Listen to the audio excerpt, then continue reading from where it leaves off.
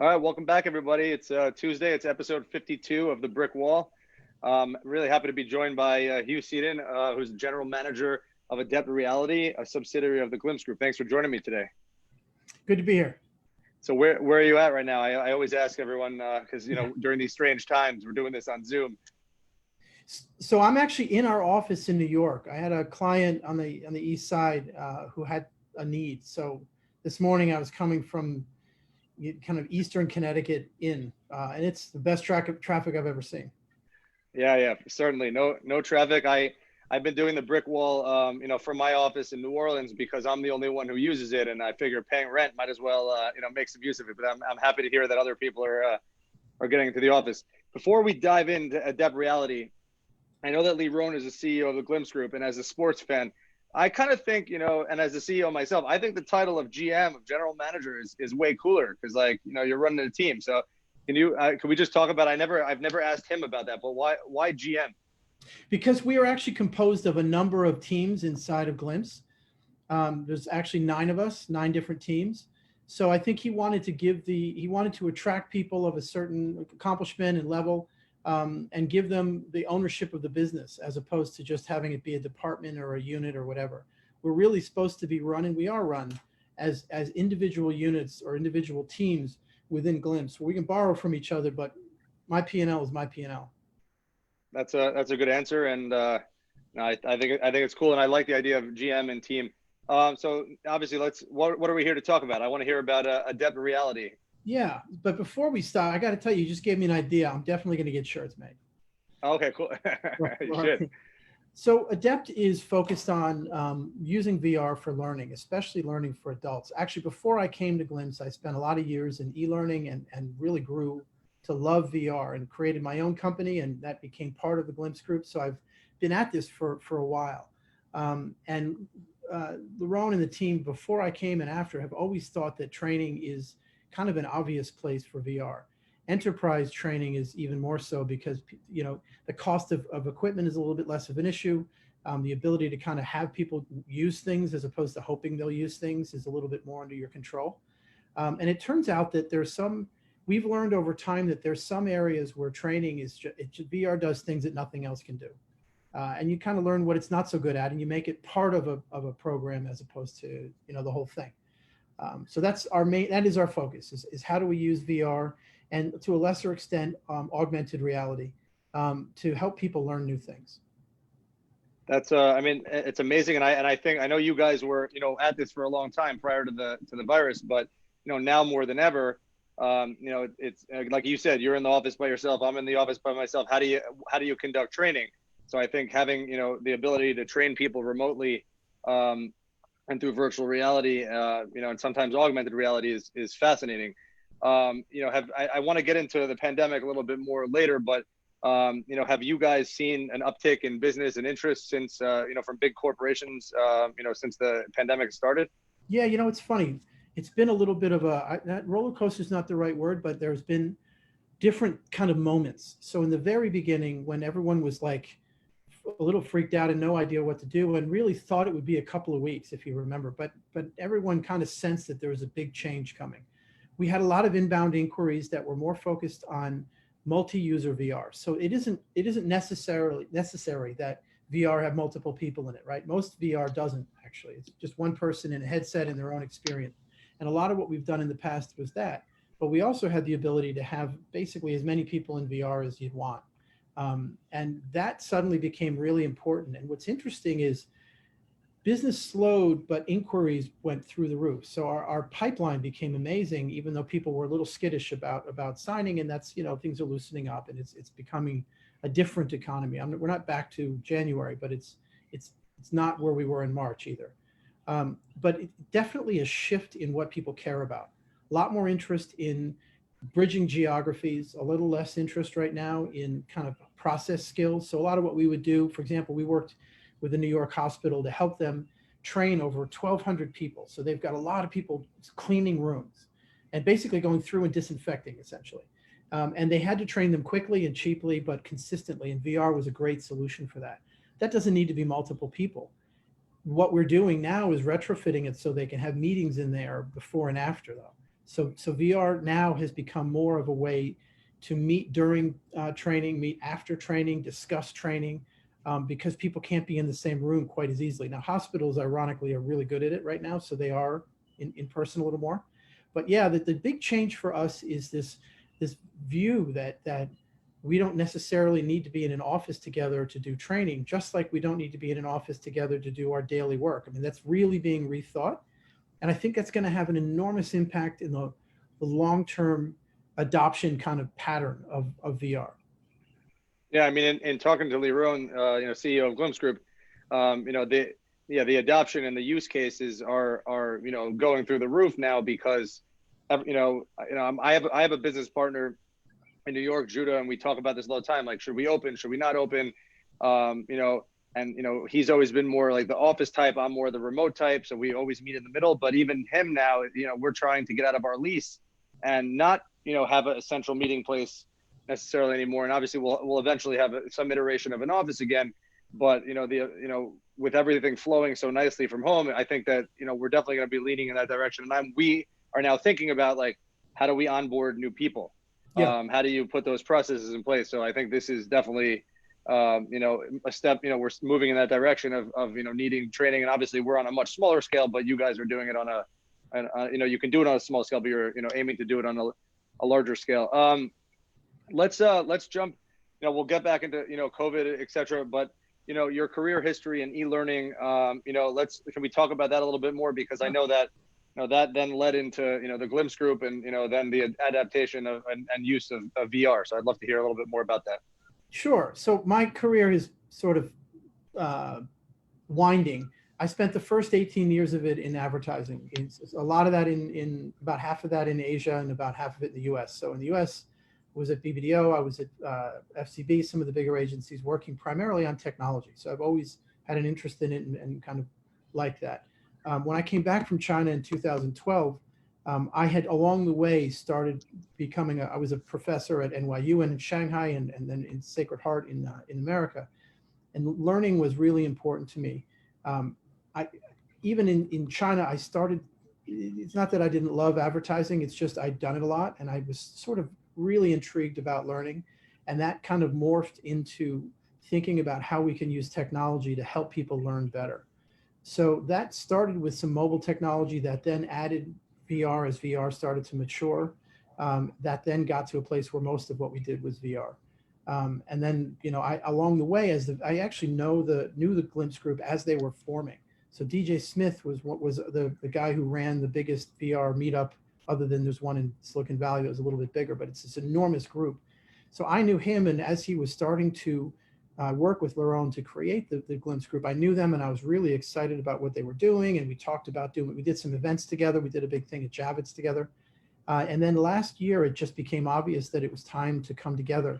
And along the way, Glimpse themselves had done a few things in training and really gotten to see how important this is. So it was just natural to come together.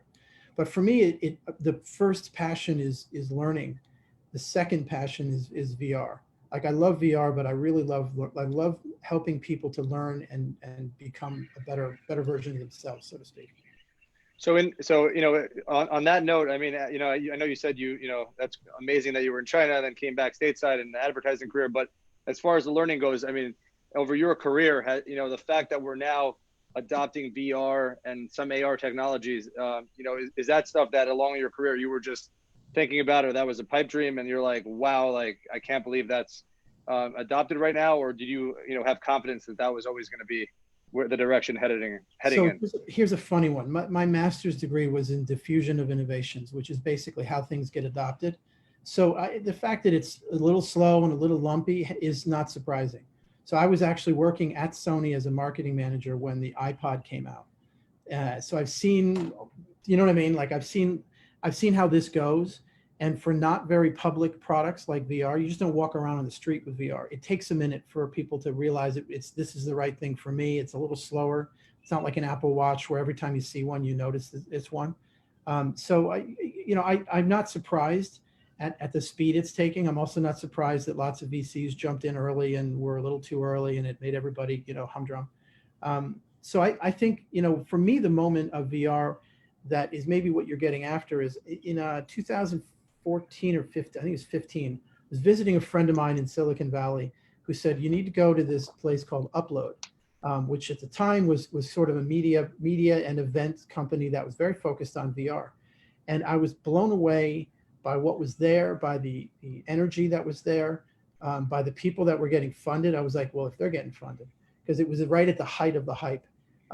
So that for me was I remember thinking, this is going to take over the world and it's going to be a bit of a tornado.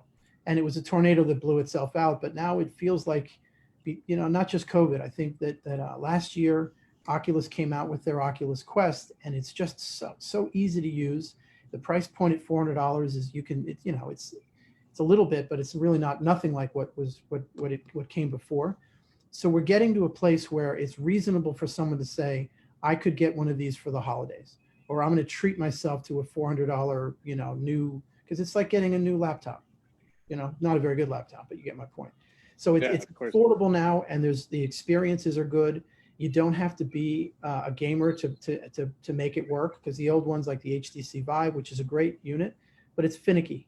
You got to really love it to make it work. The Quest it's a consumer product. Yeah, I mean, I remember when, talking about the gamers, I have friends who, early adopters of VR, and yeah, they, again, they loved it because of the games. I played with it, but, it was tethered. I've been to the Glimpse office a bunch of times, and, on certain programs, people were tethered. But I think that as far as like the e-learning goes, and, with VR, you really need to have something that, that's easy, that's consumer usable, because again, a corporation or some entity will purchase, X amount of, headsets. But I think the fact that they're not tethered anymore and that they're a little bit more affordable makes it, easier to, to implement what you guys are doing. You're absolutely right. And unlike the tethered ones, which were basically, you had to buy a computer, which means you got to figure out how to make the computer not be a problem with your IT. These are just mobile devices. They're Android devices. So, and the IT knows how to handle weird mobile devices. They've been dealing with it since the iPhone. So you know what I mean? Like for a bunch of reasons, it's just easier for people to say, yeah, we'll try it now. So what's a typical customer like, for you guys? I know you might not be able to mention, corporations, names, hospitals, but what are some of the customer or types or verticals that you guys are in? Yeah, we've had a lot that are in the past that are focused on physical skills, that are like, it's a manufacturer, or it's the hospital. There's a bunch of things like that. Some in healthcare, various others. What we find is that the reason that they like it was surprising to me.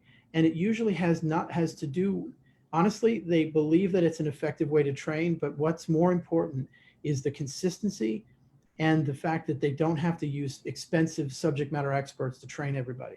That's a huge deal, because right now so much of training is someone sort of senior is taking a bunch of really junior people around, like new to the company, and showing them where the buttons are. You know what I mean? Like really, really basic stuff. And it's like, why am I doing this for the 500th time when I've got reports to write and I've got a quarter, whatever. So instead you put them in VR, and they may not be able to get all the way, depends on the skill, but you're able to get them to the place where there's a little bit of polish, a little bit of checking from the senior person. So instead of spending 10 hours of their time per person, they might spend 20 minutes. And that's a huge savings. And it means that you can have the other thing is in VR, you can practice over and over again.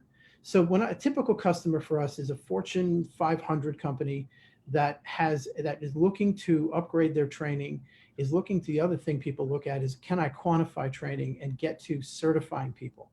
Because you kind of can't do that if you're just observing someone and pointing out what they got wrong. There's nothing quantitative about it. Whereas you're getting a lot of that. That's kind of the new frontier in VR, is being able to certify somebody on things that you kind of couldn't certify them on before because it was too squishy. So that's a lot of what we're seeing. But the other thing that the pandemic has really changed, though, is we're seeing a lot more people, and we're engaging with people now who are looking for a place where they can train multiple people together. Usually it's soft skills. It's things like public speaking, negotiations. Coaching is a really big one. I mean, the thing about coaching is it's essential. It's really hard to learn that skill via Zoom, whereas because there's just no cues. You know what I mean? It's so flat. We often say that Zoom is like looking through a window in VR at a room VR is like being in that room. So it's just much more immersive, and there's more cues and more emotional cues about what's going on, which helps. Well, I mean, and the learning through VR is also, probably more exciting than, like there was a movie with a sex ed video. I think it was The Girl Next Door, Yeah. and they remade it so like it's that 70s film, the sex education. It's the fact that you're making it this immersive experience that you can be in the room, especially during a time when we're only in rooms by ourselves or with family. I'm sure is fascinating for people, and also commands their attention for a lot longer than some boring training video that they're used to, or that used to be the common standard. That's right. Engagement is much better. There's two ways of thinking about engagement. One of them is you don't have a choice. You got a headset on that blocks everything else out, so there's no looking at your phone. There's none of that. But that's fine. But really, way more than that is the rooms that we create and the experience you create pulls people in, because there's sort of a narrative. There's a thing you're supposed to do, and you're really in it. One of the things about VR that isn't obvious unless you're in a headset is you're the protagonist. It's happening to you. You're not just watching somebody else do it like would be true in a video. And when things are happening to you, you pay attention. You know what I mean? Like you're on deck as opposed to just watching something. Absolutely. So and it's fascinating, and I've experienced it with jumping off the Empire State Building, or that the sample that Lee Rohn loves to. No, you're standing in a room, you're on the carpet, that, but damn, it's scary. Yeah, that's right. That's right. Yeah. In fact, we take that sometimes to show people how scary you can make even public speaking, because if you're on this tower that we call it, and you look down, and if that's going to freak you out, you believe that VR can make a compelling audience that would make someone who's not a smooth public speaker equally nervous, so they can practice and get over that. And VR has been, actually, there's been studies going back, believe it or not, a decade or two, because VR has been in universities at higher price points for a while. And they've shown that even when the people you're speaking to don't look that human, it doesn't matter. If you have a phobia, the phobia gets triggered by the scenario, not by how real the people look. And the reality is now VR, the avatars look pretty good. So you can make all the avatars into babies if you want, right? So that they can calm their nerves. That's right. That's right. So the podcast or interview series is called A Brick Wall, because it's about facing challenges, overcoming them. So what challenges have you guys faced in the infancy of Adept Reality, and how have you overcome them? The biggest one right now, well, there's a few. One of them in the beginning was making people understand what VR even is, and really getting good at that. And the very beginning, the hardware was pretty tough. So right around the time I joined, the best option you had was that Vive I told you about, which meant I was often carrying about 70 pounds of gear to do client demos, and I'd need to set up for, honestly, a half an hour to test it and make sure their Wi-Fi worked and all that. Now I just have it in my backpack, and I pop it out and I put it on their head, and it's a little harder than that, but honestly not much. So I think that getting good at getting past the what is VR and why should I care, to how do we want to use this, has been a great thing to overcome. Related to that, though, now the new challenge is, how do you deploy at scale? So VR is new enough that there's a lot of pilots, and a lot of pilots are now coming to the end of the pilot, and people are thinking about, great, how do I blow this out? And it's not always built for that. So a lot of things that IT departments are used to have been in market for 40 years. A Dell computer has a huge heritage of working at scale. That's less true for VR equipment. So it is fine and it's safe, but how do you keep it clean, right? We know that, but for us, turning that into knowledge that you can quickly help people with, how do you manage them? How do you keep track of them? How do you turn them on, turn them off? Mobile device management is kind of a thing that's been around since the iPhone, but how do you make that work for a Quest? And it's not a challenge in that, oh my God, how are we going to do this? It's just a lot of work and a lot of listening, a lot of understanding what clients are really going to do, as opposed to what they say they're going to do in a meeting. And everyone's excited in the beginning, but 6 months later, they've got 5 other things they're worried about, more than 5 other things that they're worried about. How do we future-proof it? And that's been for us really interesting. And as I say, kind of an exercise in humility to listen to what was really going to happen.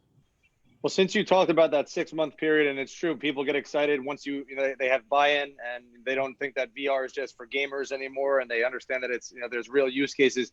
Um, what's that process like from, the initial sale with a client, and then develop, because you're not just saying, here's our technology. It's not one size fits all.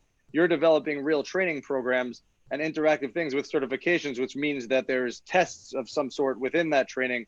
So, what does that process look like, and what's a runway, to get it into their hands? Yeah, so there is a kind of a foundation of a product we have that allows collaboration, that has also, and everything has that. So the first thing is to understand how they're going to use it and talk them through it. So some of that happens during the initial sale and all that. We understand what they're going to use it for, but then we have a kickoff meeting, and again, that's very active listening. And the understanding of what are they really going to do, and also the understanding that you're talking to someone who's never done this before.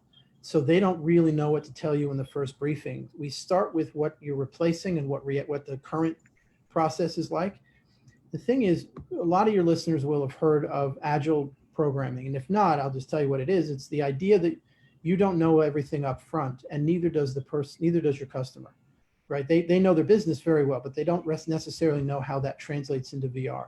So we'll go and have this kickoff. We'll go away for 2 weeks and come back with maybe not working software the first time, but every 2 weeks we have a meeting, and in between there's calls and there's check-ins. But Agile is all about constantly showing real software to your customers so they can really use it and tell you what's not right, so that you can continually, both of you are discovering what the best solution is. They don't have it in their mind clearly, and neither do you.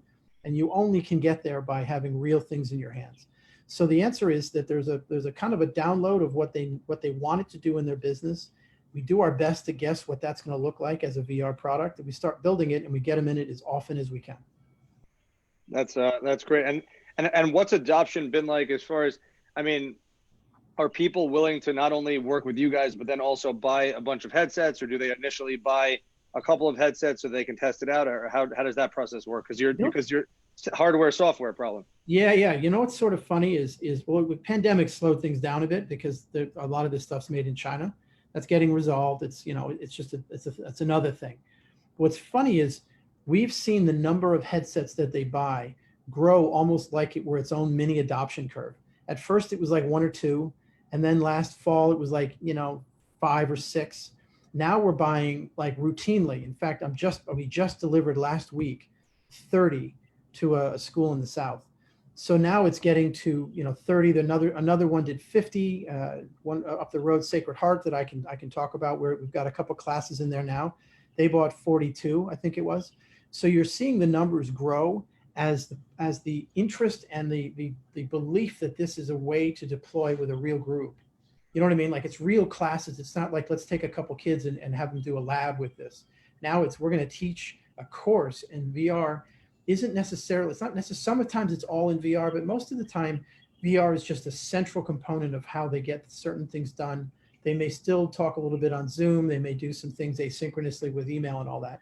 But now it's really become a central way that they connect with students and allow themselves to have, it's funny, last week, and there was an English course, and I was in there as kind of, helping out and support. And this teacher had only 5 students in there going over famous paintings and having them critique them against the book that they just read. Had nothing to do with VR per se, and I love that. They were in there doing something better than they could have done, because each of them had their own copy, and it was huge, and it was really amazing. So they were doing things that are better than what they could have done in reality, but they weren't running around saying, look, Ma, we're in VR. They'd forgotten about the VR, and we're just doing the learning. And that for us is amazing, is when you can make it better than the reality it replaces, but they don't get hung up on the fact that they're sitting in technology. So, I mean, I've been hearing all these, conversations. I've met with teachers. I actually have one of my favorite English teachers. The reason I can speak and write, Miss Bloom, I still call her, even though she tells me to call her Micah. She'll be on in a couple of weeks. I've been talking to her. I've been talking to a few other teachers. I don't understand why, whether they put, that's high school, but I know, college also. Why are we sending kids back to school during this pandemic when we have technologies like this? And I know we're not politicians, I know we're not government leaders, but again, with options like that and some people pivoting to that, do you think that this technology can emerge? I mean, sorry, I'll start over. What my point is that Zoom is two-dimensional, and like you said, it's like looking into a room, looking into a TV screen. And kids get bored. How do you command their attention? But if they're immersed in a VR headset and they're in that classroom, or they see their peers, or they see animations of peers, that should captivate their attention and assist learning more. So why are more folks not moving into that direction right now? I think there's an enormous infrastructure and momentum behind the way things were done before. Universities make a ton of money on various things like dorms, right? But also, professors right now, they don't get paid to reinvent their course every year, right? They get paid to come up with a course, deliver it well, grade papers and interact with students. So just the pivot that happened in March was incredibly taxing on educators. You know what I mean? So I think that's the business models and the cash flows of universities make it hard for them to change on a dime. They're not necessarily the most innovative institutions in the world either. I don't know who is, to be honest, but universities they may have innovation inside of them, but their model is not. In fact, if anything, the point of tenure is that you can stop focusing on some things and start focusing on others. So I think that the momentum and the business model have made that, and whatever the politicians are doing, it's not that it doesn't matter. It's just the reality is if you were to say everybody has to go into VR, 10% of your classes are in VR, they wouldn't know what to do. It would have to be an 18-month thing. You know what I mean? So we're getting universities up front that are eager to do this, and they're seeing what's coming and saying, if we start now at 2 or 3 or 5 or 6 classes, we're going to have an institutional ability that's going to be amazing in 2021 and beyond. Right now, they're going through it a little, and as I say, 2, 3 classes, which is great for us and great for them, but they walk out of it with an understanding of what kids do and how to create a class lesson for that. So I think it's normal. Is in the beginning you get a couple people that jump first and they do well, and some of them stumble a bit but get up and they're better for the journey, and you get a lot of people who don't want to do something new yet. And Zoom is hard. It's so easy to adopt that they just said let's do that. But to me it's like saying I have an old Nokia that used to have hang around your neck, but the iPhone is available and it's affordable. So I know, I mean, I understand that it takes time, to adopt overall, and definitely the courses and the tenure. I mean, that makes a lot of sense. But I think that, now that people are moving towards Zoom, great. But, it is silly to not, adopt an amazing technology that because it also has the implications of keeping the students at home, right? You have Zoom, but a lot of colleges in the fall have said that they're going to open in some capacity. If they're huge seminars, they're not going to have 150 kids or 300 kids in a room, but for the smaller core classes, they'll have 30 to 50 because it's lower risk. Why take the risk at all? Yeah, I agree with you. And I think there is no doubt in my mind that within 5 years we're going to see virtual campuses that are mirrors, but much more of what they have physically. It allows you to do things like have students that stay in China for a semester and can still take classes here, or go to China for a semester and still take classes here, just as one example. And I think that's huge. It also means that, the argument that I should pay $40,000 or more a year for my student, my son or daughter to go to school when it's all via e-learning is a harder one to make. The fact that they're in VR and they're really speaking to real people and interacting and doing amazing things is a little bit easier. So I think that right now, we're still in the middle of the pandemic and there's a lot of uncertainty. Definitely some people are saying this is just accelerating what we kind of were thinking about doing anyway. And I think more and more more and more universities are going to say our survival depends on some level of innovation, because the pandemic is going to be around enough through next year, even if there's a vaccine in the fall. The reality is people are going to be a little, skittish for a while. And making 7 billion doses is going to take a minute. So I think this accelerated a curve. I think for sure, we know, I mean, I'm sure you heard that with Laurent as well. This accelerated something we thought was going to happen. It probably accelerated it in a direction it might not have gone had there not been a pandemic. And by that, I mean people being in VR together. It's going to happen anyway. It's just so obviously the thing to do now. And it's certainly, I'm sure it's created inbound leads for you guys instead of having to sell.